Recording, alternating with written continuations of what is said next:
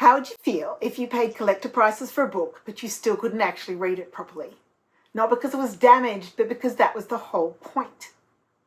The pages are out of order, the text is lying to you, some chapters may not even be inside the book. And if you're watching this like a normal video, you're already missing part of it. Because some of what I'm telling you today is layered, hidden, or only shows up if you work to find it. And that, my dear book lovers, is entirely the point of ergodic literature, or books that make the reader work. Ergodic books ask for more than ordinary reading. The simplest formats might need you to chase footnotes, flip between sections, or pull letters out of envelopes. More complicated texts make you shuffle loose pages, decode ciphers, or even leave the book entirely. By the end of this video, you'll know the main types of ergodic literature, which books have become the most cult collector objects, including a few I still haven't decoded, and what kind of strange reading brain you personally have. I've been a book collector for, let's say, over 30 years, and these are some of my favourite strange objects in the book world. Not because they're funny gimmicks, because they're much more than that, but because they invite the reader into becoming part of the machinery of the book itself. So challenge yourself to keep score as we go. There's a reading list in the description box.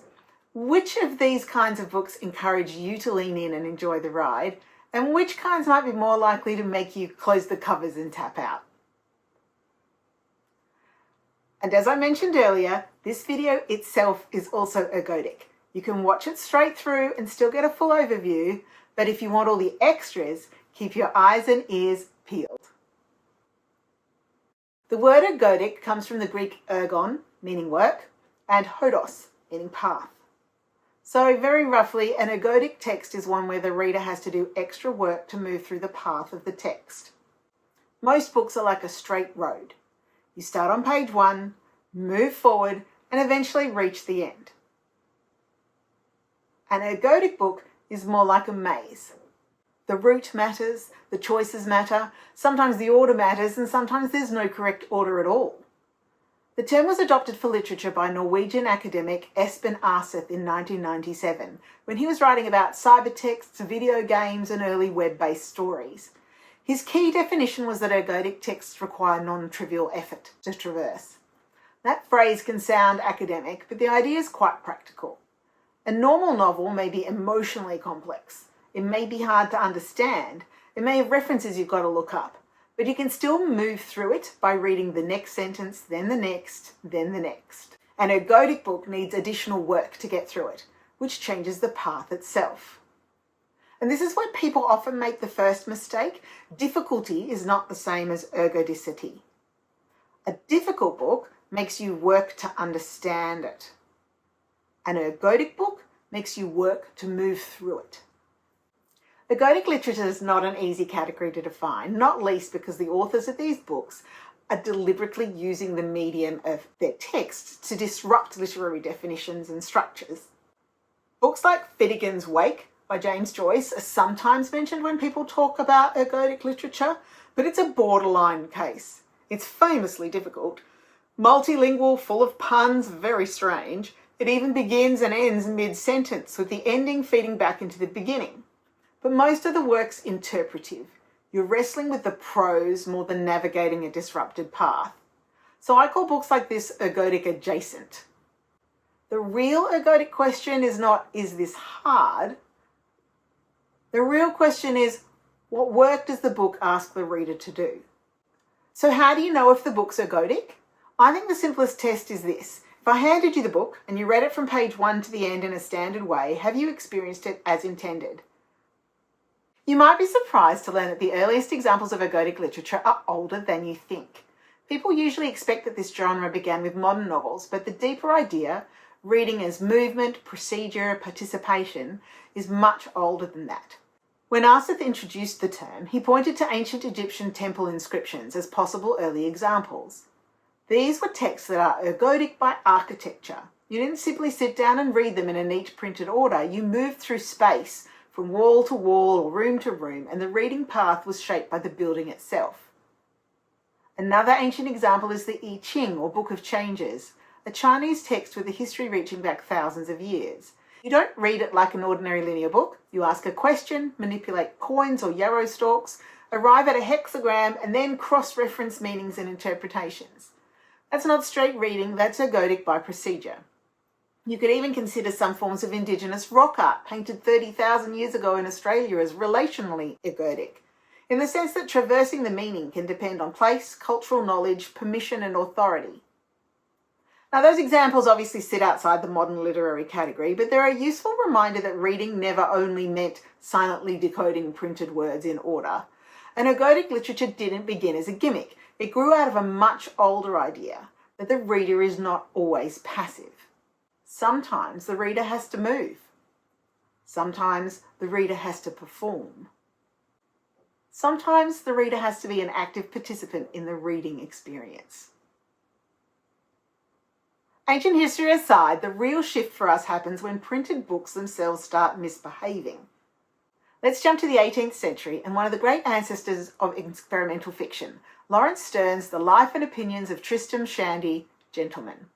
Published in the 1760s, Tristram Shandy is not fully ergodic in the modern sense. You can read it in order, but it's important because it started drawing attention to the book as a physical and visual object. There's a page printed entirely in black after a character dies. There are manicules, those little pointy hands, directing your attention to different parts of the text. There are typographical oddities, censored-looking gaps, and skipped page numbers because a whole section's supposedly been removed for being so excellent that everything else would have looked worse by comparison. In the first edition, there was even a hand-marbled page, ensuring a materially different experience for readers of each copy. The point's not just that Sterne was being playful, the point is that the page itself becomes part of the joke.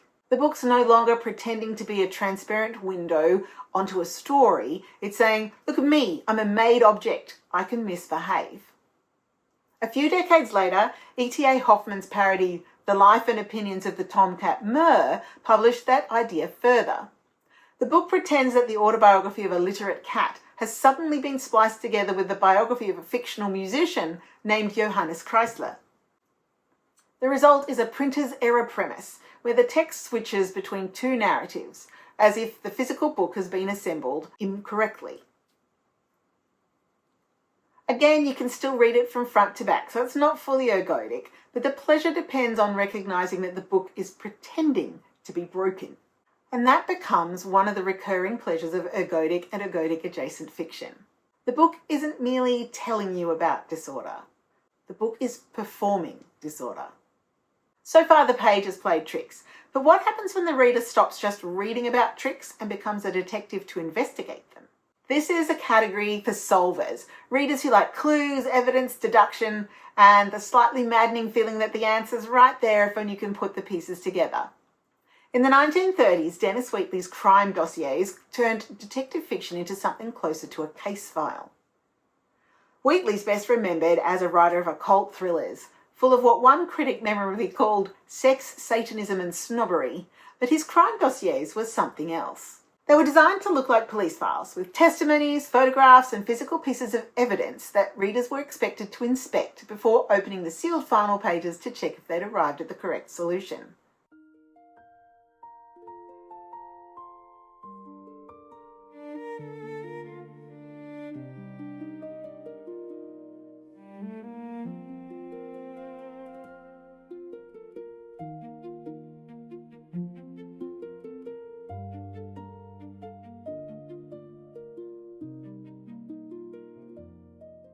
The Malinsay massacre was especially notorious for including an arsenic tablet, with a reassurance that the poison had been removed to avoid accidents.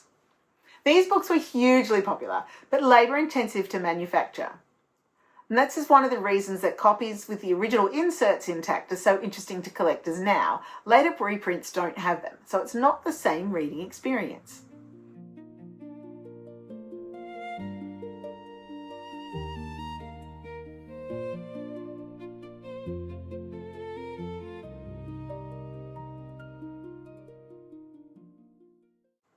Other reader as detective experiments from this decade include Walter Eberhardt's The Jigsaw Puzzle Murder, which required readers to assemble an included jigsaw puzzle, and E.R. Punchon's Crossword Mystery, which incorporated a crossword. into the book. But do you think you could solve the book that almost nobody has read properly? The great monster of this category is called Cain's Jawbone. The title comes from the jawbone used by Cain to kill Abel in the Bible, and the book appeared in 1934 as the final section of the Torquemada puzzle book, credited to Edward Powys Mathers under his puzzle name pseudonym Torquemada. The premise is simple but diabolical. There are 6 murders hidden in 100 unordered pages. To solve it, you have to put the pages in order and identify the 6 victims and their respective murderers. This is much harder than it sounds. When it was first published, there was a cash prize for the correct solution and only 2 readers solved it. Its modern reputation comes from the fact that it was so fiendishly difficult and so rarely solved that when it was rediscovered and republished in 2019, a whole new generation of puzzle readers fell into its trap. Unfortunately, I haven't solved it. Yet. And by yet, I mean I remain optimistic in the face of all available evidence. The story's even produced a modern descendant. John Finnemore, who was the first person to solve the republished Cain's Jawbone competition, created the researcher's first murder, a new Cain's Jawbone style puzzle made from 100 picture postcards. This time readers had to solve 10 murders using both the text and the images.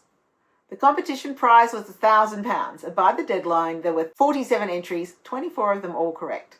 So mercifully this one was solved by more than 2 people, but still not by me. Another book I'd put in the same cryptographic category is Christopher Manson's Maze, Solve the World's Most Challenging Puzzle. This one looks, at first glance, like a simple picture book. Each page is a room in a strange house, and each room contains doors marked with numbers. Choose a door, turn to that numbered page, and you enter the next room. Simple. Except, of course, absolutely not. Because Maze is not asking you to just wander around, it's asking you to find the shortest possible path from room 1 to room 45, the centre of the maze, and then back out again. And once you reach the centre, you're not finished. There's a riddle to solve, and the answer is hidden in the words, pictures, objects, and other visual clues scattered throughout the maze. It's out of print though, and unfortunately quite expensive. So a modern in-print cousin is Rami Hansen's Daedalian Depths, which very openly lives in the shadow of Maze, with numbered doors, clues embedded in the text and illustrations, and the sense that you're not reading a book so much as trying to escape one.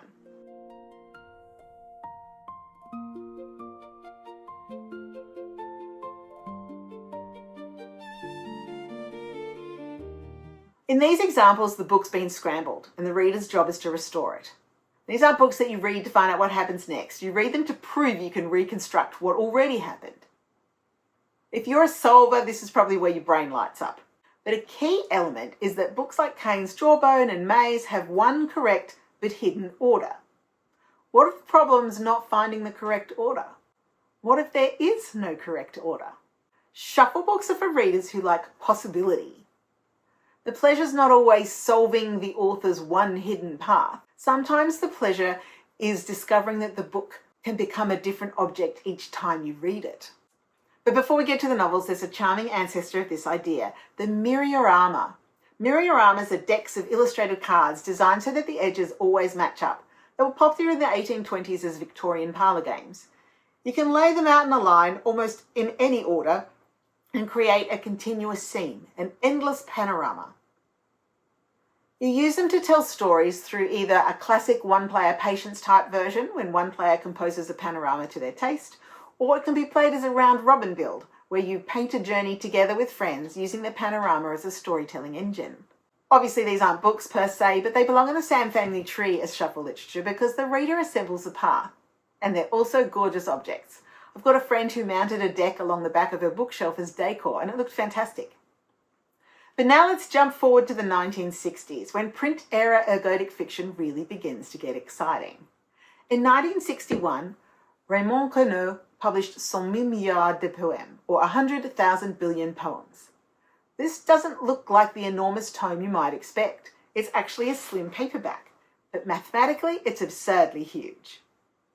The book consists of 10 sonnets, printed so that each of the 14 lines is cut into a separate strip. You can physically recombine the lines to generate different sonnets, which produces the titular 100,000 billion possible poems. The number is the hook, but the real idea is stranger. The book doesn't just contain poems, the book behaves like a paper-based poetry machine. And that idea opens the door to novels where you ask the reader to physically assemble them as you go. In 1962, Mark Supporter published Composition No. 1. The novel is set during the German occupation and follows a fairly unpleasant young man and his sexual entanglements. But the story changes on every read because it consists of 150 unbound pages, printed on one side only, which readers are invited to shuffle like a deck of cards and read in any order. There's no fixed beginning and no fixed ending. At first, a shuffle novel sounds just like a joke, but in a strong ergodic work, the structure is relevant to the meaning. With Composition No. 1, the emotional arc changes depending on where each page appears. A scene may feel like an introduction, a flashback, an echo, or a revelation depending on its position in your shuffle. The mathematics behind this is staggering. There are literally so many different possible orders for the 150 pages that even if you tried a new arrangement every second, you'd be reading for far, far longer than the current age of the universe. A few years later, B.S. Johnson's The Unfortunates used a related format for something more emotionally intimate. The book follows a sports journalist wandering around Nottingham while meditating on the death of his friend. It's got a fixed first and last section, but the 25 middle sections are unbound and meant to be shuffled. The form matters because it's showing how grief doesn't arrive in a neat order. Memories interrupt, places trigger associations, the past smashes unexpectedly into the present. Both of these books are currently out of print and can be difficult or expensive to find. But if you want a more accessible taste of this form, Edward Gorey's short shuffle story, The Helpless Doorknob, is a lovely entry point. 20 cards, each with a sentence and a black and white illustration, strange and macabre in that very gory way.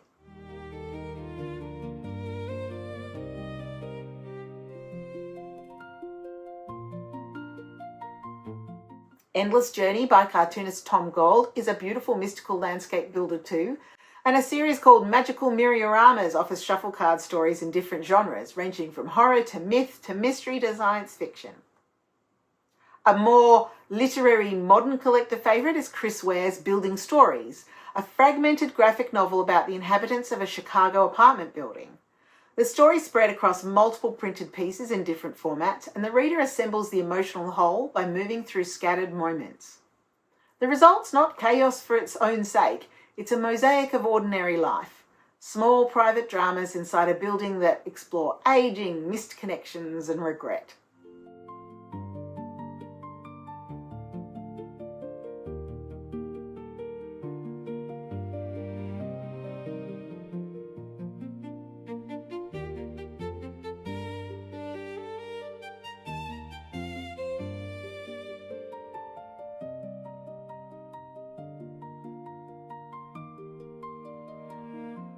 Kids' picture books can do this too. David Macaulay's Black and White tells 4 stories at once, each double-page spread divided into quadrants. You can follow one quadrant at a time, read across the spread, or try to hold all 4 tracks in your head and ask whether they're separate stories or part of one larger event. One particular publisher has had a lot of fun with these types of ideas, and that's McSweeney's. Honestly, I could probably do a whole video just on McSweeney's publishing experiments because they're wonderful. Their literary journal, McSweeney's Quarterly Concern, has repeatedly asked, what else can a literary object be? Their issues often draw on ergodic principles, and they've been released in lunchboxes, as bundles of letters, or printed things on things you need to physically manipulate. One issue includes stories printed on balloons that you can only read after blowing them up. Another's got a tale printed on playing cards. Their recent 25th anniversary issue is a tin lunchbox illustrated by the legendary Art Spiegelman of mouse fame, containing a portfolio of his pareidolia art, which is the phenomenon of perceiving familiar patterns in ambiguous shapes, where he teases out images from random watercolour ink blots. Other works on this issue are printed onto pencils, and there are author biographies printed onto cards in real baseball card packaging. The point isn't novelty for novelty's sake. The container changes the reading behaviour. So if solver books ask, can you find the hidden order? And shuffle books ask, what happens when the order itself becomes unstable? But now we have to move to another kind of responsibility. What if turning the page means making a decision you might regret? Branching books make the reader responsible for choosing. Instead of moving page by page, you follow instructions, links, footnotes by making choices.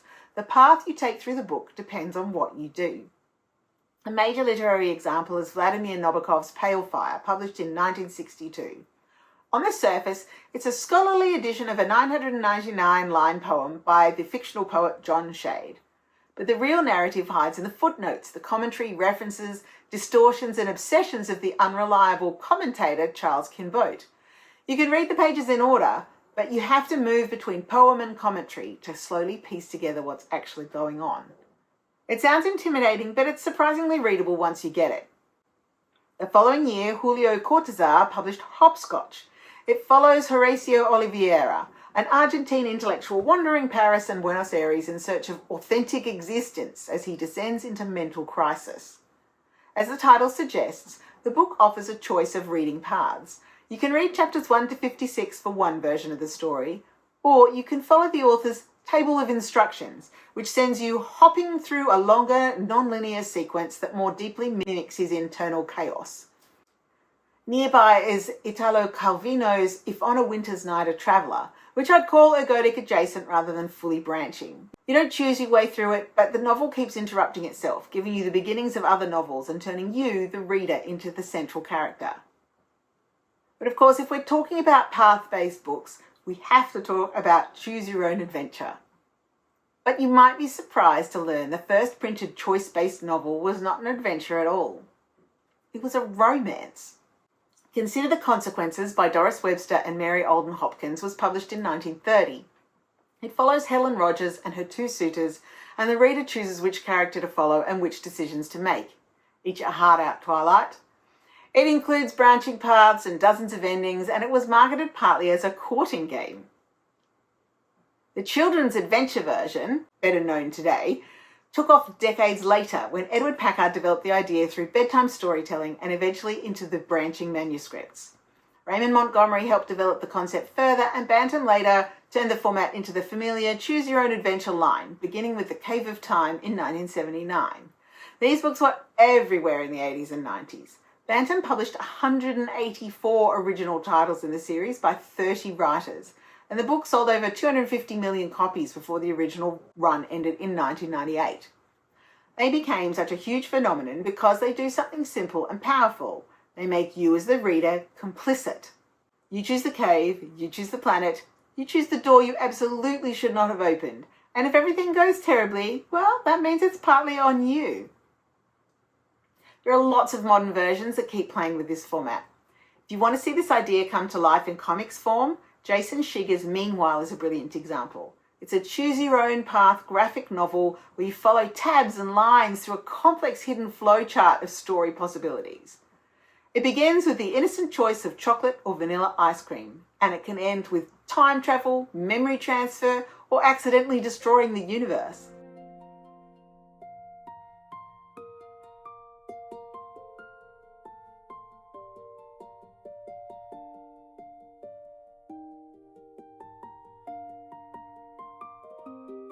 Dan Sheehan's I'm Not a Wolf is another wonderfully silly interactive example that was based on a Twitter account, where you are, if anyone asks, not a wolf trying to pass as human as you go about normal life, making choices that will either reveal your true identity or allow you to keep your cover. One of the most playful uses I've seen in this style is Neil Patrick Harris's Choose Your Own Autobiography, which brilliantly turns a celebratory memoir into a branching performance, complete with detours, jokes, and extras like magic tricks and cocktail recipes. As you might expect, his writing is witty, theatrical, and self-aware, and it's decidedly entertaining. And even children's picture books play with this form. Marcus Pfister's Milo and the Magical Stones physically splits into a happy ending and a sad ending, making young readers confront the consequences of a choice.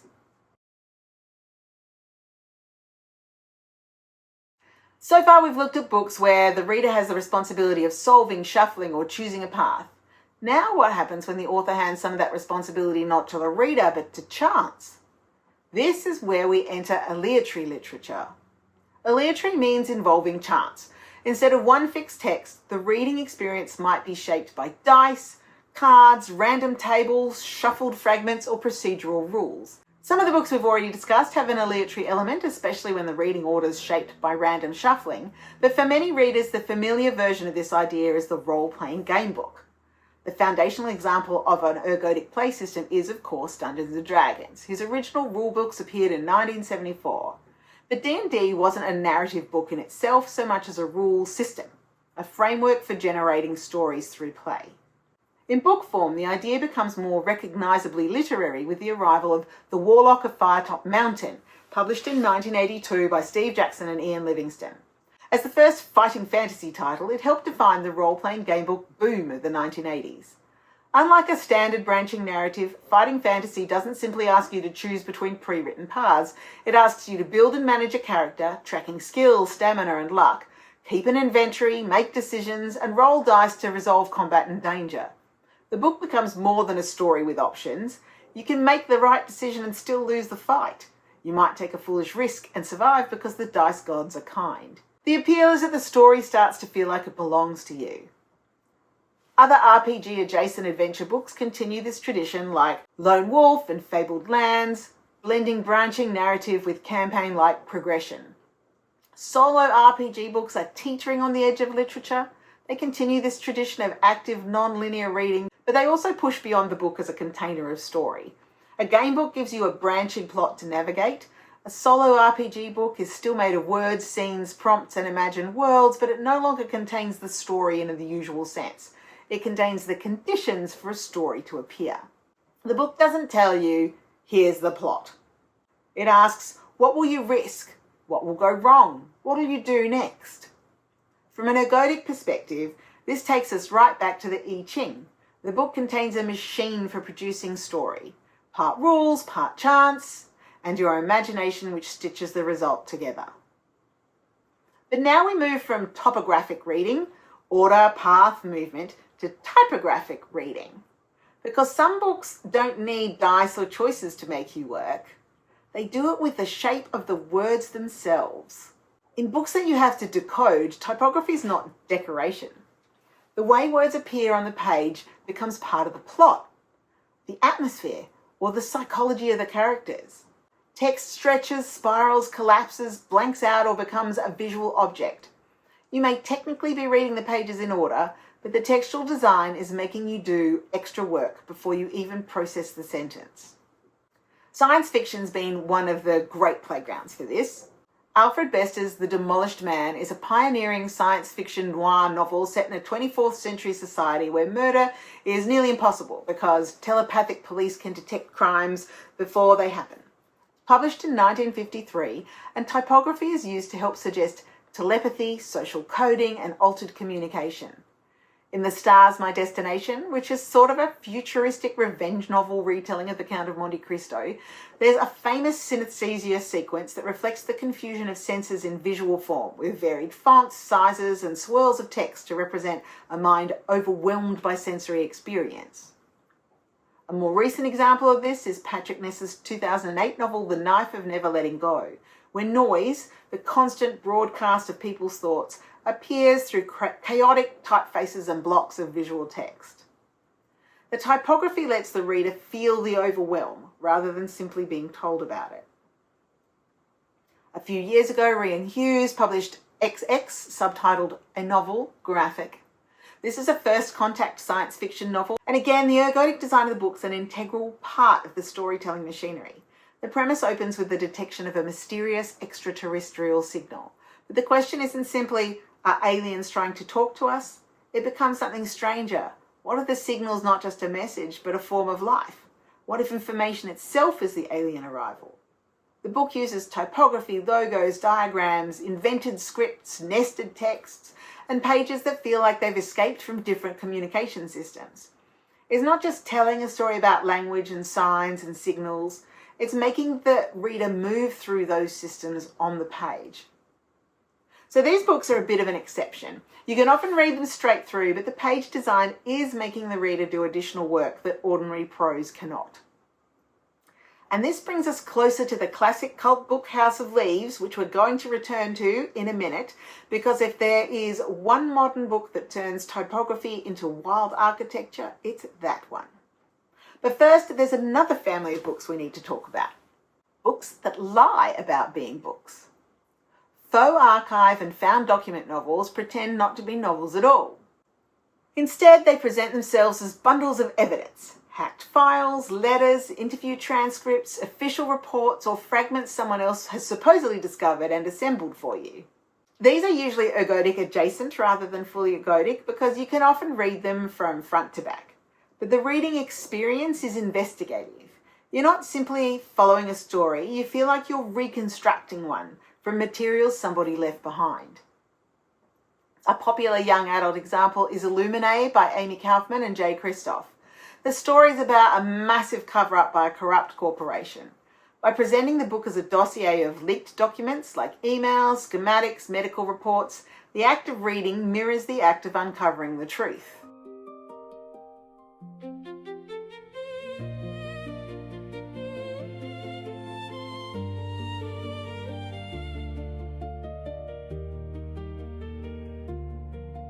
A more gothic adult version is Edgar Cantero's The Supernatural Enhancements, a haunted house mystery told through journals, letters, security footage, audio recordings, and ciphers.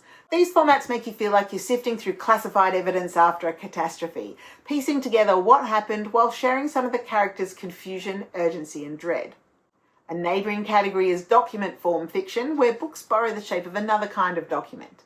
Alejandro Zambra's Multiple Choice, for example, is written in the format of a standardised Chilean aptitude test, asking readers to engage with multiple choice questions, sentence completions, eliminations, and reading exercises. But underneath that formal constraint, emotional and political meanings emerge. The book uses the format of assessment to critique the systems that assess us. The work readers do in these types of books is not always solving a puzzle in the Cain's Jawbone sense. Instead, you have to read them like an archivist or a skeptic, constantly asking, who arranged this? What's been left out? Whose version of events am I being asked to trust? And sometimes the most important document isn't printed on the page at all. Sometimes it falls out of the book.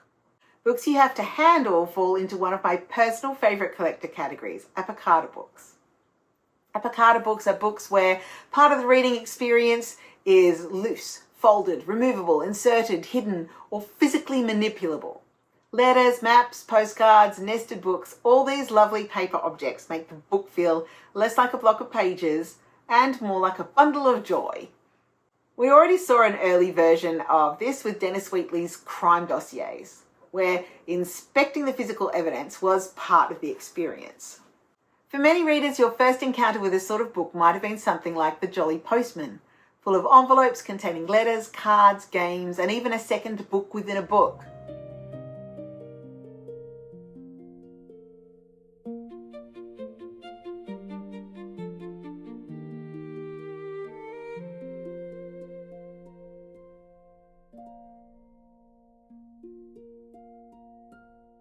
A more adult version, and one I adore, is Nick Bantock's Griffin and Sabine series.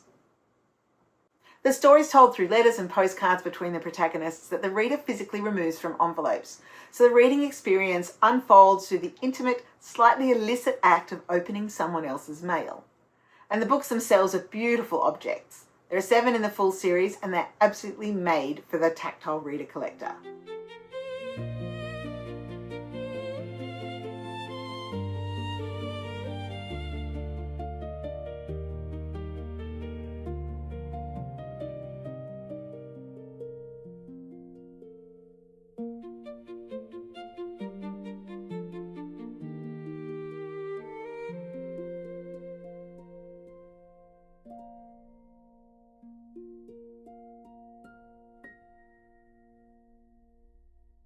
Zachary Thomas Dodson's Bats of the Republic is an excellent example of what the author calls an illuminated novel.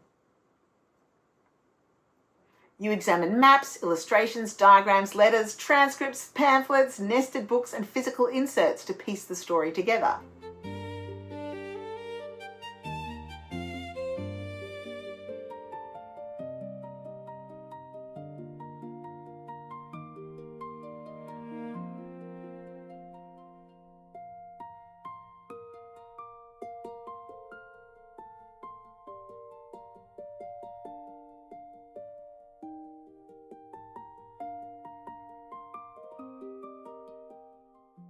This is also where I'd place many modern interactive collector editions of classic texts. The Mina Lima interactive children's classic editions, for example, add paper engineering and interactive elements to familiar stories. They don't necessarily make the original text ergodic in a strict literary sense, but they do change the reader's physical relationship with the book.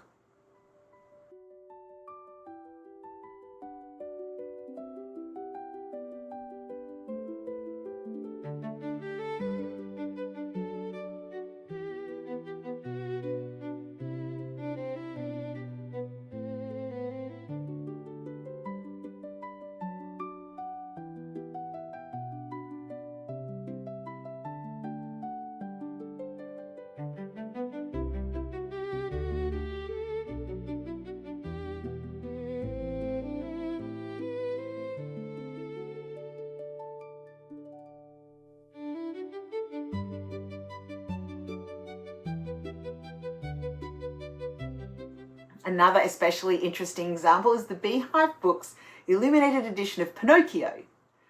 The original story is already much stranger, darker, and more punitive than the comforting Disney version that many people know, but this edition adds annotations by Lemony Snicket, author of the series of unfortunate events, and they're inserted in the book as typewritten sheets, so as you read, the commentary runs alongside the text, sharing his increasingly unhinged experience with the book in parallel.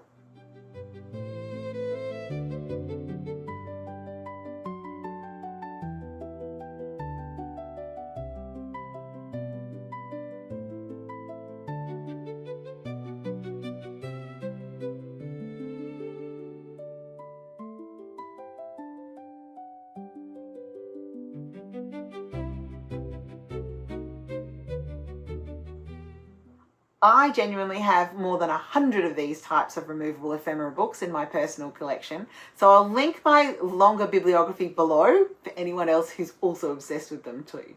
But once books start pretending to be archives, evidence, and artifacts, it's only a matter of time before they start pointing beyond themselves entirely. What about when finishing the book means leaving your house?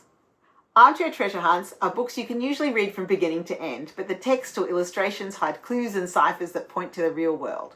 Sometimes even a real buried treasure. The most famous example is probably Kit Williams' Masquerade, published in 1979. On the surface, it's a beautifully illustrated picture book about Jack Hare carrying a jewel from the moon to the sun. But hidden in the illustrations and text were clues to the location of an actual jeweled golden hair that Williams had made and buried somewhere in Britain.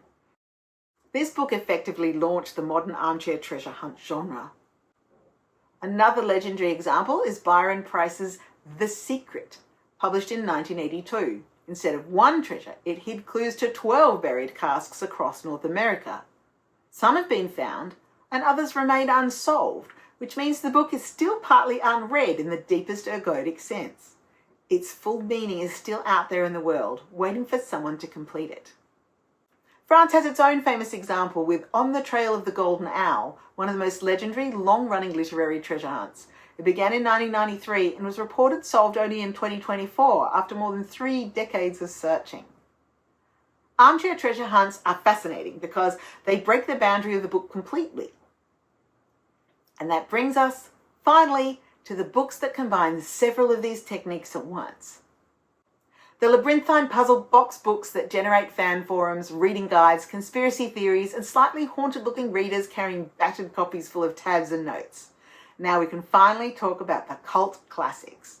These books don't usually fit neatly into one category because they combine several forms of reader work at once: solving, investigating, handling, hunting, or sometimes just surviving the reading experience. One of the biggest cult ergodic classics is Mark Danielewski's House of Leaves. If modern ergodic fiction has a celebrity-haunted house, this is it. Published in 2000, it layers a documentary that may not exist, an academic's analytic manuscript, and a tattoo apprentice's reading notes and editorial interventions with appendices, colour tricks, typography, wild spatial layouts, and a sequence of letters to read at the end that reframes the main text. Different fonts help you identify whose voice you are reading. The word house appears in blue in most printed editions. No explanation given. Is it a clever play on an architectural blueprint, a representation of a hypertext link, an allusion to the blue screen chroma key technique that highlights the house as an adaptable construct that characters project their own fears onto. The footnotes don't appear where you'd expect, with references on one page and the note itself many pages later, or hidden within other footnotes, and you need at least 2 bookmarks and a list of page references to properly follow them. Sometimes they tell a separate story which interrupts another character's story, which is in turn discussing a third story. Sometimes they trap you in a loop. The page design often mirrors the architecture and psychological disorientation of the story, rotating to show shifts in orientation as you follow the labyrinth, single word lines and white space to slow time, dense columns to reflect claustrophobia, margin notes to suggest uncertainty. This is a book that makes the phrase larger on the inside feel less like a friendly TARDIS and more like an ominous threat. House of Leaves is often the gateway drug for contemporary ergodic fiction lovers because it offers so many of the pleasures we've been discussing. Fake archive, scholarly apparatus, impossible object, typographic mage, cult mystery, and the feeling that the book's looking back at you. If you love to annotate, tab, cross-reference, and make reading guides, this is a perfect book for you. Next up, we have the intriguingly named S, conceived by J.J. Abrams, written by Doug Dorst, and published in 2013. Abrams is best known as a filmmaker and television creator with credits including Lost, Alias, Star Trek, and Star Wars, so it's not too surprising that reading S is an unusually tricky experience. I think S is one of the most delightful examples of the book as physical artifact.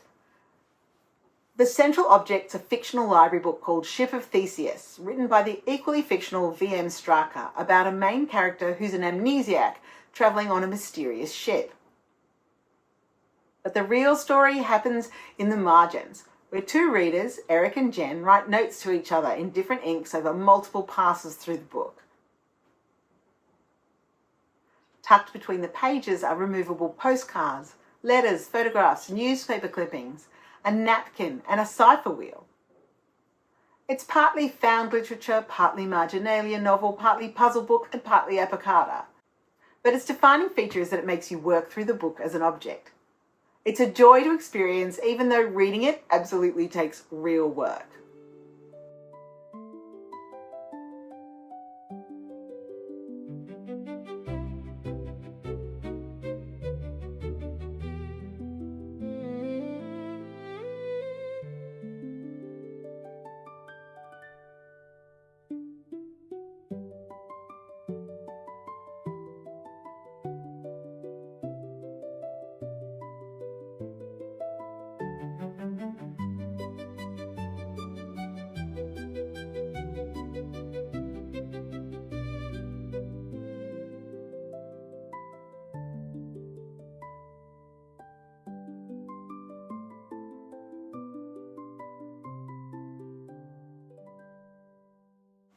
And then there's one of my favourite cult ergodic classics, Stephen Hall's The Rorschach Texts. Released in 2007, The Rorschach Texts begins like a literary thriller, but it quickly turns into something more experimental.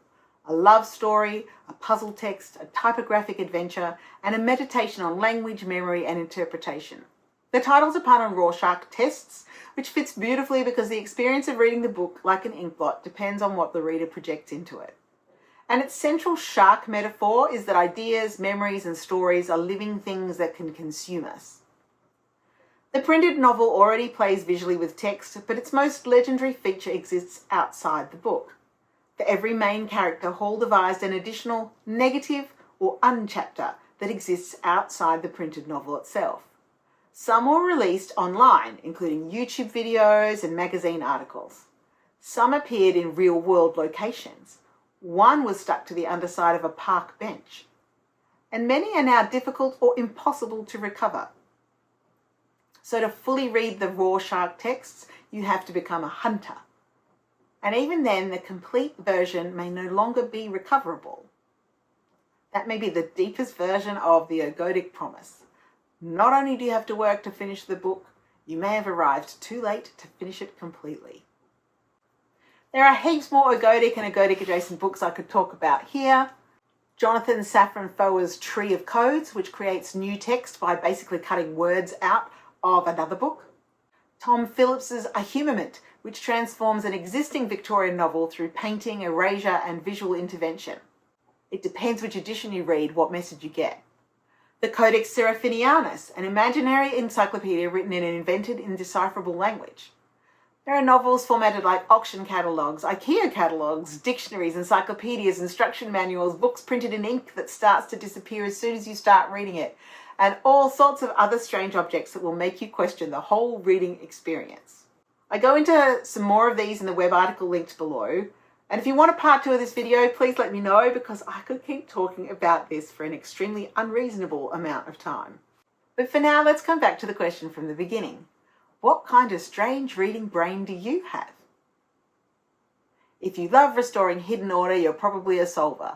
Start with puzzle books, detective dossiers, and maybe if you're feeling brave, Cain's Jawbone. If you love ambiguity, recombination, and rereading, you may be a shuffler. Try The Unfortunates, building stories, or something card-based and modular. If you like making decisions and living with the consequences, you're probably a chooser. Branching books, hopscotch, choose your own adventure style works are your doorway. If you want the book to push back with rules, risk and uncertainty, you might be a player. Games books and solo RPGs are where story becomes a system. If your favourite part of reading is the physical object, letters, maps, envelopes, inserts, marginalia and all those little pieces, you're a handler. Start with Griffin and Sabine, S or other Apocata collector books. If you love weird pages, visual text and the feeling that the layout itself is part of the plot, you're a decoder. This is the path that eventually leads to House of Leaves. And if you want the book to send you beyond the page entirely, you're a hunter. This is where armchair treasure hunts and books like the Rorschach texts are irresistible. The bigger rule is this: the best ergodic books are not difficult for the sake of being difficult. Their form changes how the story feels. They make the act of reading part of the story itself. And for book collectors, they're often labour-intensive, expensive to make, easy to damage, hard to reprint, and unusually dependent on the survival of the physical object. Coming across one in somebody's bookshelf is like sharing a secret handshake with every other reader who's wrestled with its pages. Over the past decade, many of the new ergodic publications have tended to be game books, puzzle books, mixed media works, reprints, and ergodic adjacent collector editions. Which makes me wonder, is the time ripe for a new wave of literary ergodic fiction? My goal for this channel is to help you find books that are beautiful in both content and design. So if you found this video valuable or enjoyable, please consider subscribing and sharing it with your reader friends, and check out the free articles and resources on my website, beautifulbooks.info. And if you spotted any of the ergodic Easter eggs hidden throughout this video, please be delightfully vague about them in the comments so that other people can enjoy the hunt too. Till next time, book lovers, bye!